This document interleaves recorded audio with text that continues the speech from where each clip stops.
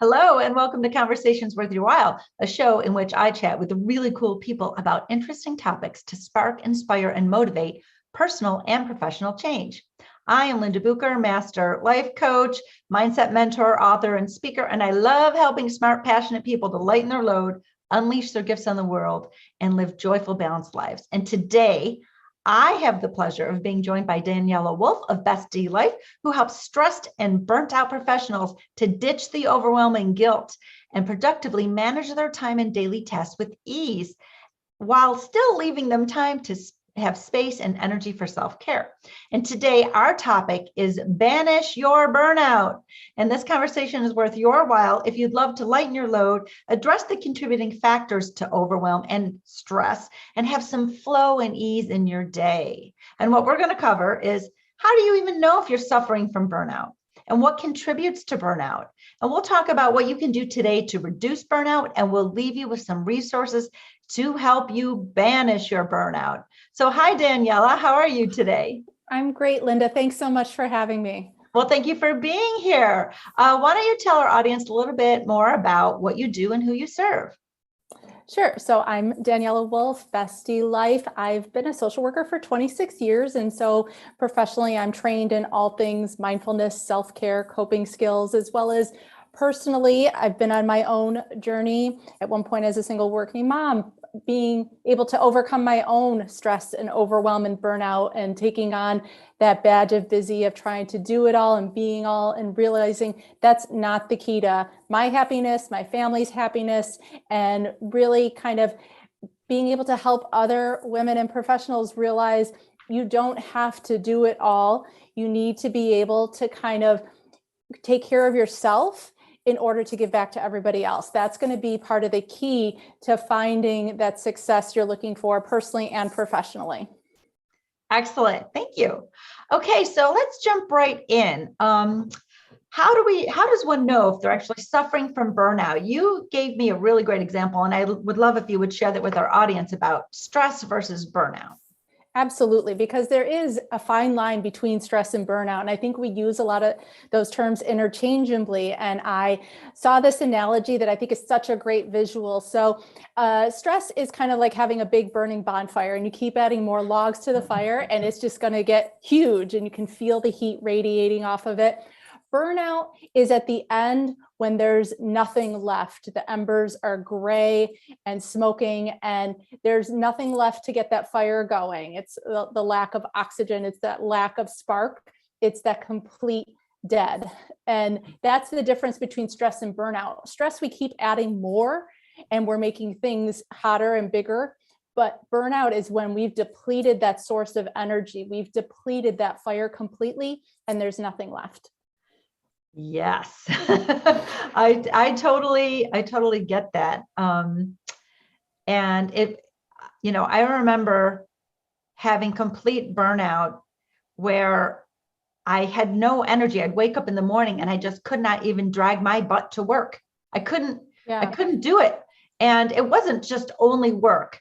I was also a single mom. I was widowed, and my kids were young. They were 3, 5, and 7. They were grieving, and I was grieving. And there was so much more to do as a single mom than as part of a couple. And I had, no one to check with. I had to make all these decisions for the kids myself, and, the overwhelm, the feeding the fire of stress to myself of, what if I mess them up? I don't have another parent to bounce things off of. What if I'm doing it all wrong, right?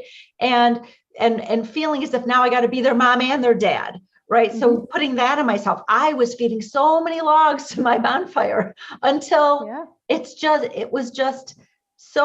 experienced so much overwhelm that I lost all my energy, and I couldn't. It was so hard to get up and get to work. I'd be late, like an hour late every day.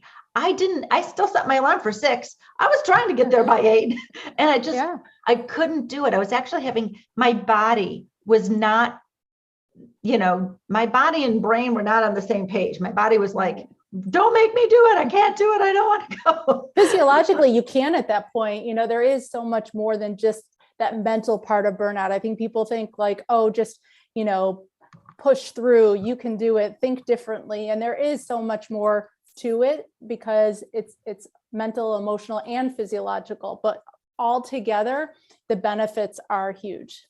Yeah, absolutely. So we have some clients, each of us, and we're talking about that they really have a lot in common as far as what they tell us that they want and what they need. So we mentioned that they really want some work-life balance, and they say they want that because they're feeling so out of balance. And one of the things that I always say is when you're out of balance, you're always in a state of shifting and longing. You're shifting your attention over here and longing to be able to do something over there, and shifting your attention over here and then longing to be able to do something over there, because it's so heavy, all these different places that you're shifting to, and then you're longing for something else. So people are longing for this work-life balance because they're not having this balance. They're out of energy, right, at the end of the day. And then at the end of the day, when you are so out of energy and you're so burnt out, it's really hard to be productive. What do you hear from your clients? Well, and definitely I hear a lot of the same things. I think, that balance, they think everything has to be equal or, some kind of level and equity. And that's not necessarily going to be the case. There might be some days you're all in with your family, or you're doing a lot for yourself, or you're all in with work. And that's okay. I see balance more as your ability to adapt to situations as they come up, your ability to pivot and see the options. Options are huge when it comes to working through your burnout and finding that balance. So pivoting, having some resilience, recognizing even when things don't go well, you bounce back, you don't stay in that place, as well as then having boundaries. Boundaries are really important, not just for you, but it helps everybody around you to know, okay, if you were going to go shopping at a store, if they didn't have what hours posted, you would just keep showing up, maybe thinking they're open, as opposed to knowing, okay, they're open from 9 to 3. You're not going to show up at 4. And it makes it so much better for everybody else, for work to know you're present from this time, your kids to know I'm present from this time. Boundaries are so freeing. And I think they get a bad rap. Yes. Oh, I absolutely get what you're saying about boundaries. The thing with boundaries is there are 3 things that people need to do in order to be able to be successful with boundaries. You have to identify what your boundaries are. And that doesn't happen on the fly. That's like, you got to give some attention to what, where do I want to set these boundaries? And they're loving boundaries. They're not talk to the hand type of boundaries. They're very loving boundaries. So the first thing is you need to set the boundary and give it some thought and say, what around this particular thing, my time, if I want to not have burnout, I need to, do less. Everybody knows they need to do less. We're all doing too much, right?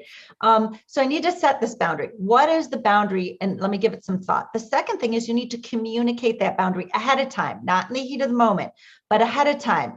But part of setting the boundary is also setting the expectation of what's going to happen when that boundary gets pushed up against, when someone tries to overrun your boundary. You need to pre-identify that. It's like setting the rules, in a basketball game. I'm going to blow the whistle every time you shove another player.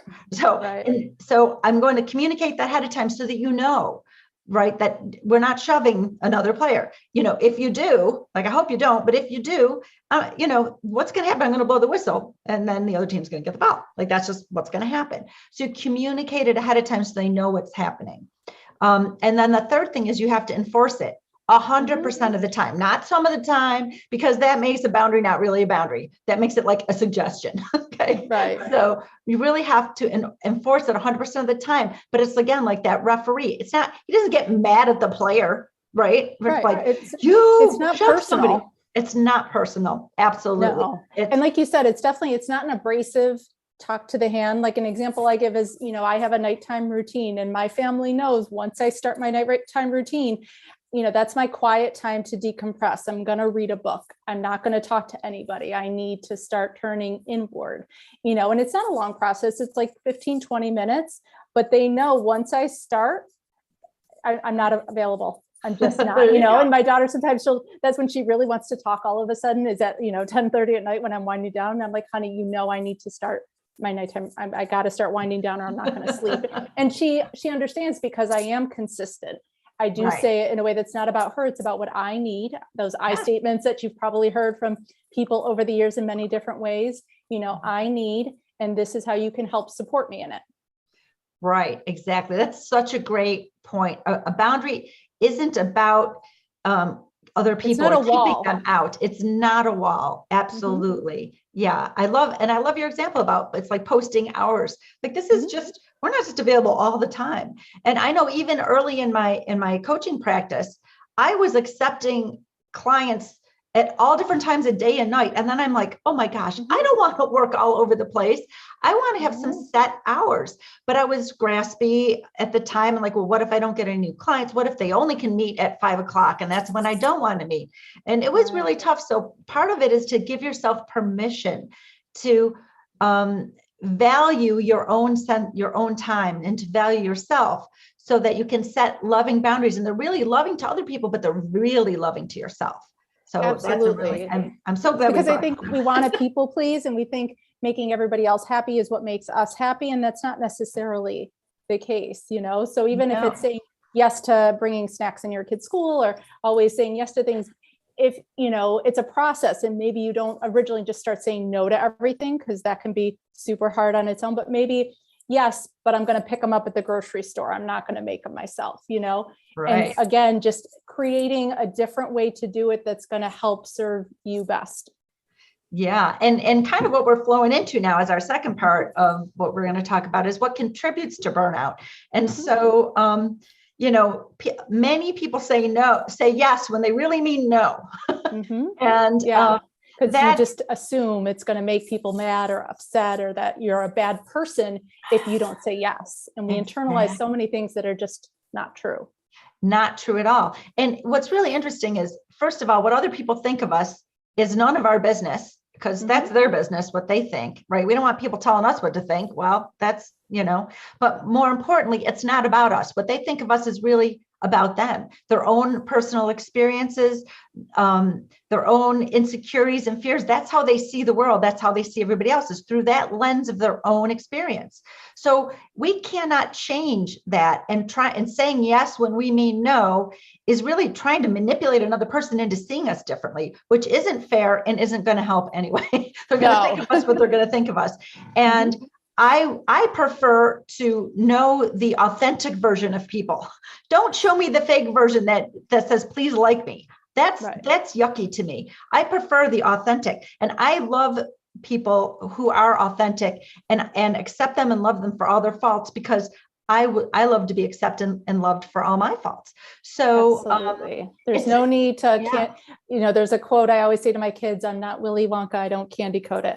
And so you appreciate the honesty, whether it's, in an acceptance of a request, whether it's in a compliment, to know it's always going to come from a place of authentic, genuine, feelings. Yeah.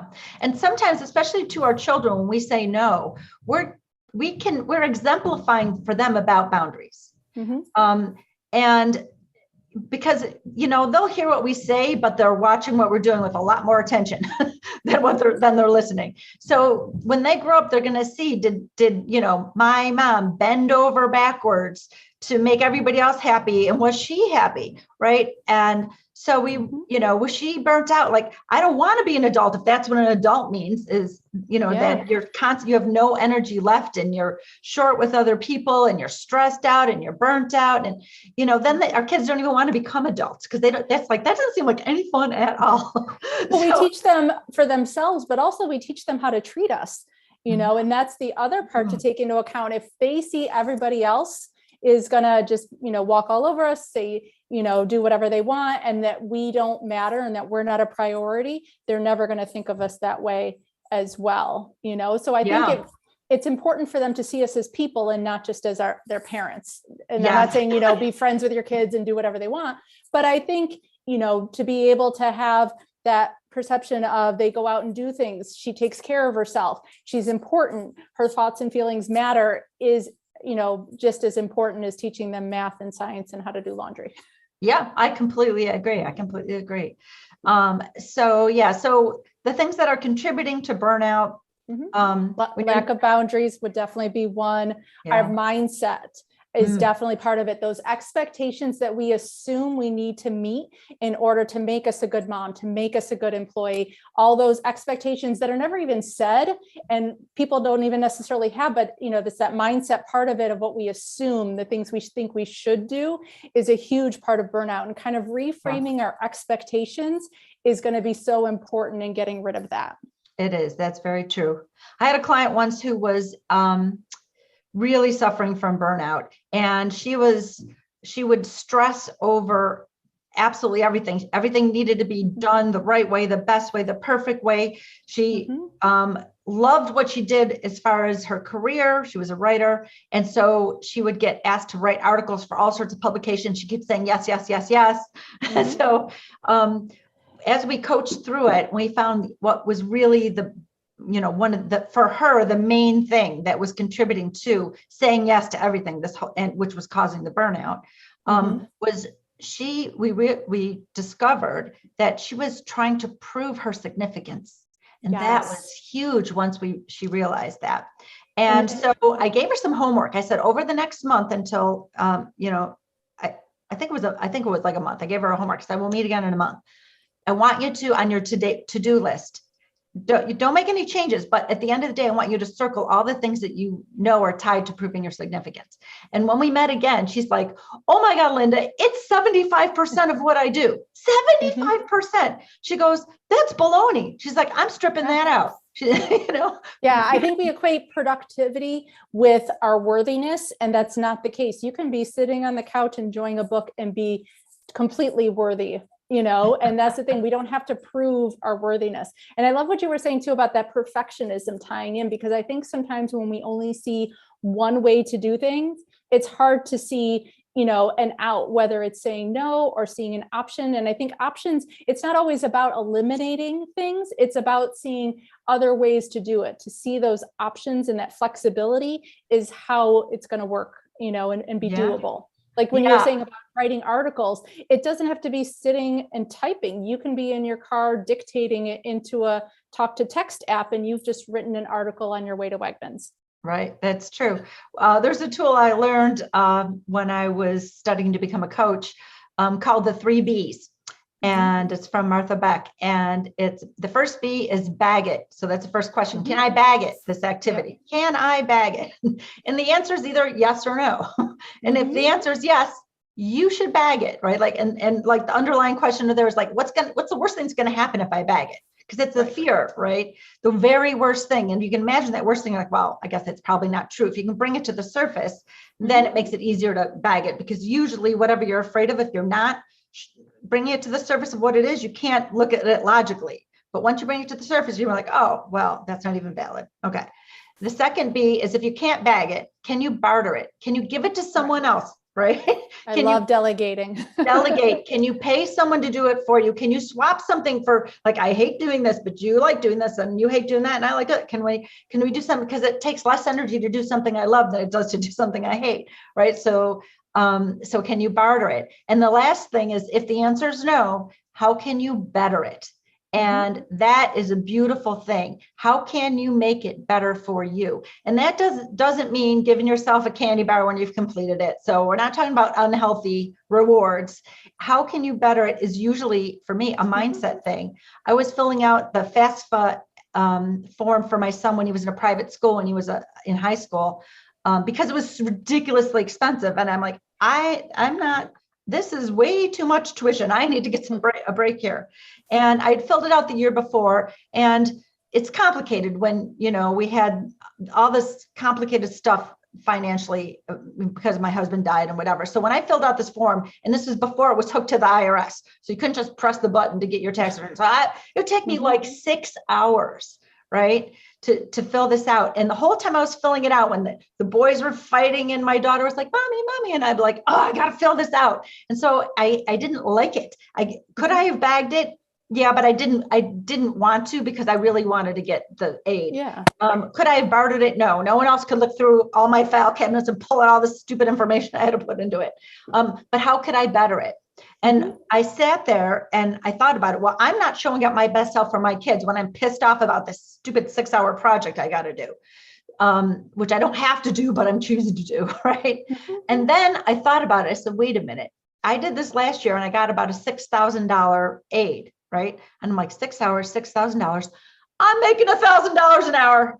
Woo! Yeah. So that's how I bettered it. I shifted my mindset to I'm earning $1,000 an hour when I Yeah. never earn $1,000 an hour. Like, this is Absolutely. awesome, you know? When you And can't change the activity, if you change the way you think about it, it changes how Yeah. you feel, which makes all the difference. all the difference. Yeah. Mhm. So we're kind of like moving into these some strategies for reducing burnout, right? For banishing your burnout. So we're talking about things like this bag it and barter it and better it tool. Mhm. We're talking about setting boundaries. So we've got some good tips for people. What are some easy things that you tell your clients they can do right now today to help them banish their burnout? The simplest one is the power of a pause. Even if you need to schedule the pause on your phone as an alarm that goes off every couple of hours, to take that pause, to take 1 to 2 minutes of deep breathing, not only mentally gives you a space and a break in your thought and your day, but physiologically, the benefits of deep breathing are huge when it comes to lowering your stress level, releasing certain chemicals and hormones and things like that. And so the power of a pause to do 2 to 3 minutes, even 1 to 2 minutes, because people are like, oh, I don't have time. Just pause, take a couple of deep breaths where you inhale for 4, hold it for 4, out for 4. They call it box breathing. There's different strategies, and have a glass of water at that point too. So hydration and breathing sounds so simple, but they are so just key in moving that needle and being able to make a small, tiny, manageable shift and start changing how you feel mentally, physically, and start moving that needle. Because once you do this, then you might respond to a situation a little bit differently because you took a break and are calmer. Maybe you sleep a little bit better that night because you took some time to start relaxing and take some things out of your space. So it sounds so simple, and it can be. It's just about that consistency of keep doing it. That's why I always tell people, set a reminder in your phone. It goes off. It's that kind of trigger you need to shift your mindset for a quick second, like, oh yeah, I'm supposed to be breathing and just relaxing for a minute. And doing that enough, that consistency is what automates it. And when you start automating things, that's when it really has its most power, because you don't have the decision fatigue of thinking about things. It just happens, and that's where you get those benefits. So that would be the first key thing I always tell people from a super easy perspective to start trying. Right. And even if it is hard sometimes, like, oh, I got to take 2 minutes away from that, but I just want to answer this email. Right? Mm-hmm. You can mix, pair it with something else you're already doing, like washing your hands. Do your breathing while you're washing your hands. You're already doing something else, right? That's mindless, right? Yeah. Because it's really, burnout and stress is really about the mind. It's all, brushing your teeth. Right. At some point if you can tie it to another activity. Every time I brush my teeth, every time I wash my hand, I'm going to take a couple, 4 breaths, right? Yeah. That if you're driving right now while you listen to this, every time you get to a red light, do your deep breathing. Right. And I love that you're talking about making it be a habit. Another thing that we can do when we're usually overwhelm is caused by fighting fires, like, everyone wants this right now, and by the fact that we put more things on our to-do list per day than we actually tackle per day. That's like a thing. Yeah. But it's ever growing. It's like that dough. What is that starter dough? The sourdough? Oh, yeah. Right? Friendship bread. Yeah, friendship bread. Right. It just keeps growing. And then what happens, just like old magazines that you intend on reading, eventually they're obsolete because they've been sitting there so long. So remember that most of your to-do list, the stuff you're not going to get to, is going to be obsolete anyway. Think of it like an old magazine. It's not as essential, right? There's a great book called Essentialism that really asks the question, about is this essential to my own personal goal in this area of my life, right? For, say, you just take your relationship with your children. is what I'm doing right now essential? What is the most essential thing for that? And usually the answer for that is to have a great relationship with my children so that they will come to me when they're in trouble, right? They will ask me for advice, right? And if I'm just yapping at them and telling them what to do all the time, that's not going to foster that great relationship with them. So me telling them, what to do all the time is not essential. What's essential is having a great relationship, which might mean I listen better, or I ask them a question when they start talking. Hold on, do you want me to listen, advise, or do? I just want to know this ahead of time, right? So there's questions, things like that. So, and then what's the most essential thing we want for our careers? And is everything that we're doing in alignment with that most essential thing that's most essential to that goal that we have for the career? What's our goal with our significant other? What's our goal for our own personal self? And if our goal is to stop putting logs on the fire of stress so that we don't, run out and have burnout, then what's essential for us to stop doing? I love making a stop doing list. I think that everyone makes a to-do list, but making a stop doing list is probably a really good way to start. Something someone can do right now. What will I commit to stop doing so that and I can give myself permission to have calm, to do things for becoming more calm and reducing the chaos. I think definitely too, when you talk about that, because I've heard of that concept as well, to look at what are the areas that you find yourself pushing back on, the things you're trying to avoid. And that would be when you would do the bag it, barter or better it. You know what I mean? Like that would be the first thing to look at, right? Stop necessarily doing, because what is it really bringing you and what's its purpose? And when you try and figure out what the purpose of certain things are, is where you can rationally take it off your list. A lot of times we tie feelings to it, but we don't look at it the right way. That, more kind of perspective. Yeah. Yeah. So I know you have a resource to help people banish your burnout. So I'd love to feature your resource. Can you tell everyone a little bit about what it is? Absolutely. So when I work with clients, we go through what I call the chaos to calm method. And so my free resource, though, is I love to share the framework. I want to help as many people as possible with this. And so you can grab a free copy of the chaos to calm framework, and the link I think will be in the show notes below, or it's on my website and on my social media. And you get the exact method that I help clients with one-on-one when we go through this process. So you can see logically like how it flows together, how it works to help get rid of that burnout and that overwhelm and that stress in a way that doesn't seem like you're adding more to do. It kind of just takes some of the things you're doing and reframes and reworks it in a way that's more manageable. Well, that's beautiful. And I'll definitely put the link to that into the resources below. So thank you, Daniela Wolfe, for being on Conversations Worth Your While. Thank you, Linda. Yeah, you're welcome. And I'm Linda Bucher, and I love helping smart, multi-passionate high achievers to get out of their own way and unleash their potential so they can give their gifts to the world while living balanced lives. So remember to open the description where you'll find some free tools and resources and our contact information for both me and Daniela. And don't forget to subscribe. And once again, I'd like to thank Daniela Wolfe of Bestie Life, as well as you, our audience, for sharing your time with both of us today. And until next time, make sure that you've made this conversation worth your while by fueling the spark it ignited.